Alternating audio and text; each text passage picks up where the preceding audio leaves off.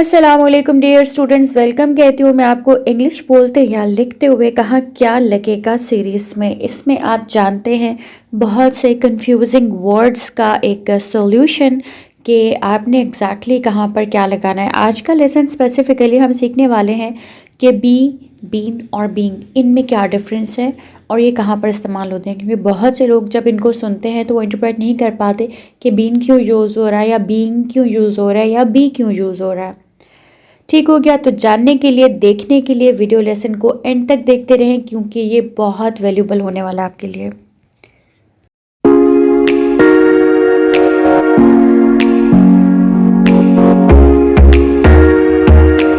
Right, तो हम थोड़ा सा रिफ्लेक्ट बैक करेंगे। आपको याद होगा हमने पिछले लेसन में, इसी सीरीज़ के पिछले लेसन में हमने am, is, are, were, was का यूज़ किया था। तो आपको first, second and third person की पहचान करवाई गई थी, आपको ये बताया गया था। तो उसको थोड़ा सा रिफ्लेक्ट बैक हम कर लेते हैं। आपको बताया गया था सिंगुलर होता है फर्स्ट पर्सन का आई और प्लूरल होता है वी। सेकंड पर्सन का सिंगुलर होता है यू और प्लूरल भी होता है यू। ठीक है। थर्ड पर्सन का सिंगुलर होता है ही, शी, इट और प्लूरल क्या होता है दे। तो ये बहुत सिंपल था, होपफुली आपको याद होगा, बहुत अच्छे से आपको समझाया गया था। ओके, तो अब हम बात कर लेते हैं बी की। बी क्या होता है? बी असल में ये किसकी ऑल्टरनेटिव फॉर्म है? इज, एम, आर, वॉज, वर। ये आपको पहले भी समझाया गया था। बी कोई अलग से एक अलग एंटिटी नहीं है। इसका मतलब क्या होता है? To exist. इसका मतलब क्या होता है? To exist. अगर हम उर्दू में बात करें तो बी का मतलब होता है होना, किसी चीज़ का होना, मौजूद होना, एग्जिस्ट करना। होना का मतलब बी का जो है एग्जैक्ट मतलब है। ठीक हो गया। अब देखें नेक्स्ट, उसमें हम देखें एक ग्राफिक ऑर्गेनाइजर आपके सामने रखा गया जिसमें बताया गया that be is the root, यानी कि रूट वर्ड क्या है हमारे पास? रूट वर्ड हमारे पास क्या है? बी है। ठीक हो गया।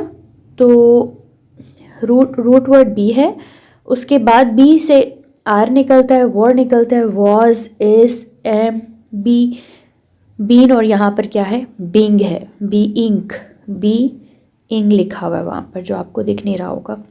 और तो इसमें जो है, अब देखें हमने इसको डिस्कस कर लिया था कि लास्ट लेसन जो था उसमें हमने किस किस को डिस्कस किया था। हमने डिस्कस किया था इस को, हमने डिस्कस किया था एम को, वॉज को, वर को, आर को। ठीक हो गया। ये 5 हम ऑलरेडी डिस्कस कर चुके हैं लास्ट लेसन। अगर आप में से किसी ने नहीं देखा तो वो आप जाके देख लें इसी सीरीज़ में, इसी प्लेलिस्ट में, पिछला लेसन। उसके बाद है आज हमने डिस्कस करना है बी, बीन और बीइंग को कहाँ इस्तेमाल किया जाता है। ठीक है। तो आपने याद रखना है कि रूट वर्ड क्या है? बी है, यानी होना। होने से अब डिफरेंट उसके माजी के सीगे हैं, कुछ हाल के हैं, कुछ मुस्तकबिल के हैं। तो कहाँ पे इस्तेमाल होता है? अच्छा, यूज़ ऑफ बी में अगर देखा जाए, सिंपल बी भी आपने सुना होगा लोगों को कहते हुए, can be use in variety of ways. अब आप देखें इसी एक सेंटेंस के अंदर बी इस्तेमाल हुआ है, कैन बी यूज, यानी कि यूज़ किया जा सकता है। बी किसी चीज़ के होने का इंदिया देता है, किसी चीज़ के होने का जो है वो एक पैगाम देता है कि कोई चीज़ हो रही है। Like I want to be a teacher, मैं एक टीचर होना चाहती हूँ। बिकम आपने सुना होगा, बनना। तो ये बी बिकम की ही कह लें कि एक लाइट फॉर्म है। ठीक है।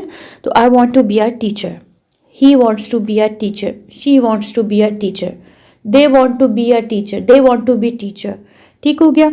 तो बी यानी होना, मैं होना चाहती हूँ, मैं बनना चाहती हूँ। तो बी को सिंपली हम एक वर्ड समझें, एक लफ्ज़ समझें। ये कोई अलग से कोई एलियन वर्ड नहीं है जो ऊपर से लैंड किया है। इसका मतलब क्या है? होना। जैसे सिंपल वर्ब होता है खाना, खाना को क्या कहते हैं? ईट। पीना, पीने को क्या कहते हैं? ड्रिंक। लिखना को क्या कहते हैं? राइट। तो होना को क्या कहते हैं? बी कहते हैं। Very simple. और उसके बाद है यूज़ ऑफ बीन। अब बीन क्या चीज़ है? बीन बी की ही पास्ट पार्टिसिपल फॉर्म है, बी की ही पास्ट पार्टिसिपल फॉर्म है। आपने याद होगा, आपने पढ़ा था, आपने थर्ड, मैंने आपको फॉर्म ऑफ वर्ब्स पढ़ाई गई थी टेंसेस की सीरीज़ की। पहला जो लेसन है प्लेलिस्ट में वो 100 मोस्ट कॉमनली यूज वर्ब्स की फॉर्म्स हैं। फॉर्म्स क्या होती हैं? Like drink, drank, drunk, write, wrote, written, speak, spoke, spoken. याद होगा आपको, आप लोगों को याद करवाई गई थी। तो बीन जो है वो बी की ही थर्ड फॉर्म है। सेकंड क्या है? वॉज। थर्ड क्या है? बीन। Be was been. ठीक हो गया। तो ये बीन कोई आसमान से नहीं उतरा है, ये सिंपल क्या है? बी की ही थर्ड फॉर्म है। इसको इस्तेमाल क्यों करना पड़ता है? ऑब्वियसली जहाँ पर हम हैव लगा रहे हैं या हैड लगा रहे हैं, वहाँ पे हम बी तो इस्तेमाल नहीं कर सकते। Like she had be a good teacher तो नहीं कहेंगे ना कि वो एक अच्छी टीचर रही है, मतलब पास्ट में रही है, कंप्लीट हो चुका है, that is a past perfect tense. तो हैड के साथ हमेशा कौन सी फॉर्म लगती है आपको बताया गया था? यस, क्या लगती है? थर्ड फॉर्म लगती है। फर्स्ट फॉर्म या सेकंड फॉर्म नहीं लगती, थर्ड फॉर्म लगती है। इसको कहते हैं बीन। बी की थर्ड फॉर्म क्या है? Been. She had been a good teacher, you have been a good friend. ठीक है, तो प्रेजेंट परफेक्ट हो या पास्ट परफेक्ट हो, दोनों में ये बीन ही यूज होगा। होपफुली अभी क्लियर हो गया कि बीन लोग क्यों यूज करते हैं। ओके, उसके बाद जो लास्ट वन है वो क्या है? Use of being. बीइंग होता है किसी चीज का होना। अगेन वही बात है, होना ही डिफाइन कर रहा है, लेकिन होना किस सेंस में? इसको कहते हैं जेरेंट फॉर्म। जेरेंट फॉर्म क्या होती है?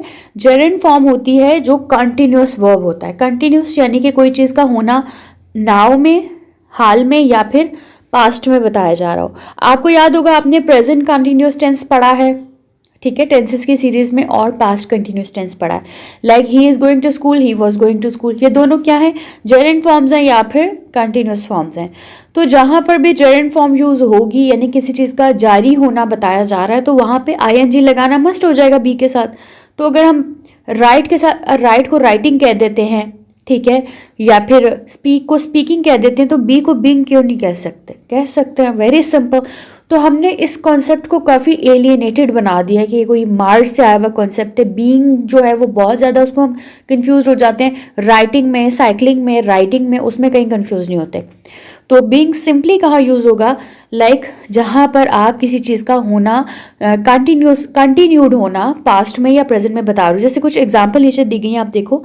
I am sorry I was being selfish yesterday, यानी कल मैं सेल्फिश हो रही थी। तो ठीक है, अगर मैं कहती मैं कल मैं सेल्फिश हुई थी, तो मैं क्या कहूँगी? I had been selfish, I had been selfish, been लगाती। लेकिन मैं सेल्फिश हो रही थी यानी किसी चीज़ का कंटिन्यू होना बताया। हो रही थी तो मैं कैसे बोलूँगी? I was being selfish yesterday. ठीक है, इसी तरह से she is being so rude right now, यानी वो बहुत ज़्यादा रूड हो रही है, कोई चीज़ जो जारी है प्रेजेंट में। ठीक हो गया।